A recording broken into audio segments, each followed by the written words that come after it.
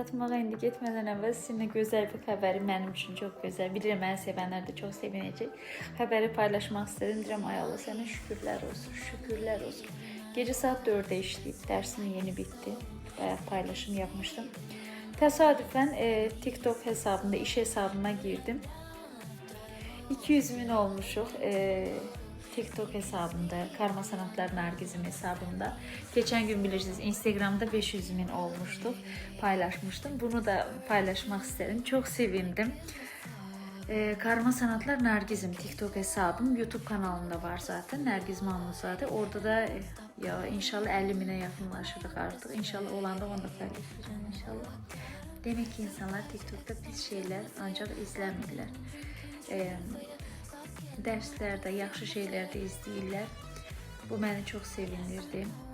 Mən onsuz TikTok'u demişdim öğrencilerim, şagirdlərim bilir. Mən TikTok'a qarşıydım illər əvvəl. Çox qarşıydım. Deyirdim, TikTok'da ancaq pis şeylər paylaşırlar. Sonra gördüm ki, şagirdlərimin çoxu TikTok hesabı kullanır. Düşündüm ki, pis şey paylaşdıkları üçün onlar izləyirlər. Mən niyə öz işlərimi paylaşmayayım? Onsuz da şagirdlərim ora baxırlarsa, heç olmasa yaxşı şeylər. Yəni rəqslə mənim indi ixtisasım rəqs, idman və yaşam qoçluğu üzerine olduğu için dedim elə onları da izləsinlər və bunu gerçekten şükürlər olsun. Allah da mənə sübut elədi ki, mən düzgün yoldaymışam. Sevirəm sizi. Gecəniz xeyrə qalsın. Mən gedim artıq yatmağa. Çok sevindim gece. Sevirəm sizi.